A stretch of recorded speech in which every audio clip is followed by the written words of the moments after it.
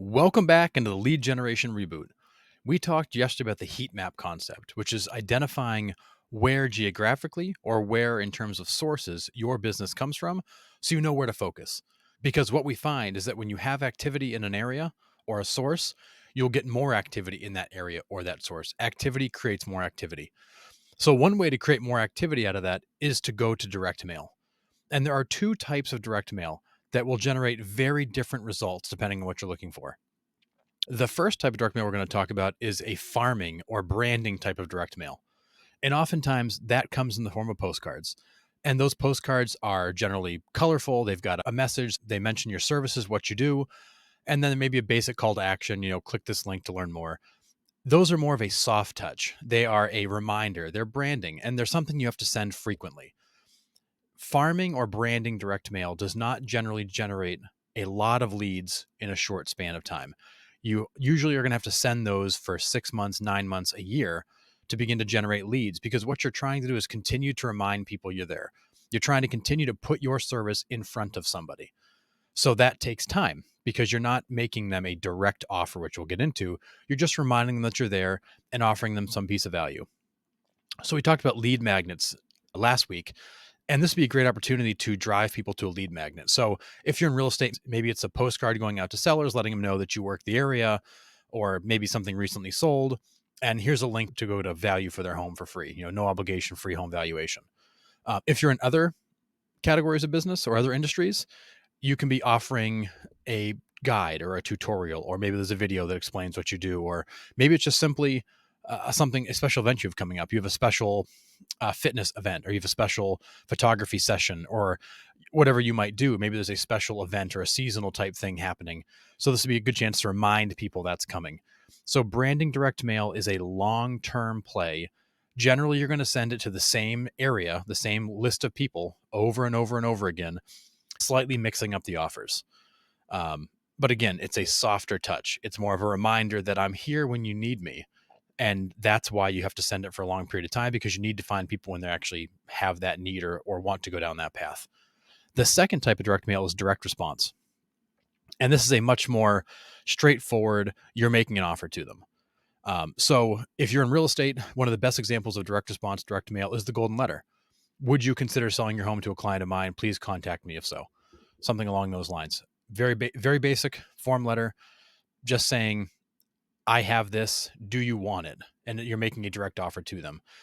If you're in other industries, this could be a promotional code, it could be a coupon, it could be a free session, but you're actually trying to get somebody who's thinking about it to take action. So the entire intent of direct response is to hit them directly with an offer.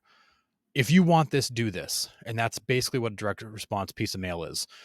What we find is that postcards are nice, but consumers have been conditioned to see postcards as nothing more than a sales piece.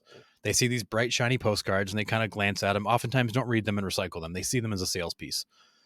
So if you're going to do postcards, you need to be prepared to do them long term and get a slightly lower response rate. If you want a higher response rate, we find that letters work better. So these can be a printed letter. You should sign the bottom like any other letter. It should be in an envelope. You can use a label or you can handwrite the address, your choice. And there should be a real stamp on it, not a metered stamp, but a real stamp, because people immediately see that as a real letter. This is real mail I should open. And what we learned during COVID is that the best way to get your offer in front of somebody is through direct mail. It's getting harder to cold call. It's getting harder to cold text with all the rule changes. Facebook ads and other social media ads are a little tougher because there's so much competition. They've gotten expensive. The only way to truly present your offer to people you want to do business with is through the mail. So you want to make your mail something they're going to open. So we find that letters work better than postcards. Postcards still work, but we find the response rate to letters is 2 or 3 times higher because they view that mail as more personal and more valuable because it's not just a flashy sales piece. It looks like a letter somebody took the time to send. So I like to send letters, and I like direct response letters. I want to say, I have this. Do you want it?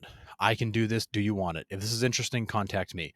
I want to create that situation where if I've found somebody with a need, I can take care of it right now. I don't want to remind them that need might be there. I want to find out if they have that need, I can take care of it right now. So I tend to target where I send, and I send letters, and those letters are direct offers, and I get a response of anywhere from 3 to 5%. So if I send 100 letters, I'm going to get 3 to 5 phone calls, and that likely turns into 1, maybe 2 appointments.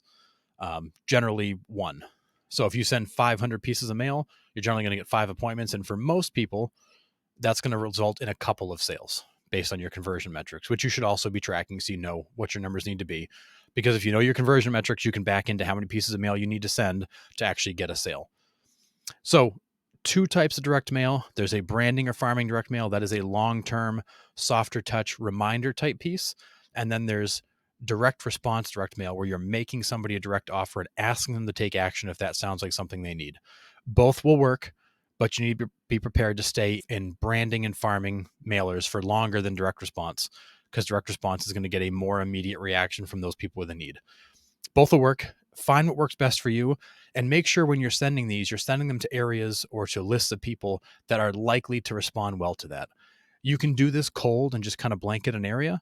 I've done that before. It works, but it would work better if you've got a more targeted list of people that maybe are in a certain area or maybe have expressed interest in something like this in the past, because that direct offer going to somebody who's already had some interest in this in the past is going to get a much higher response rate.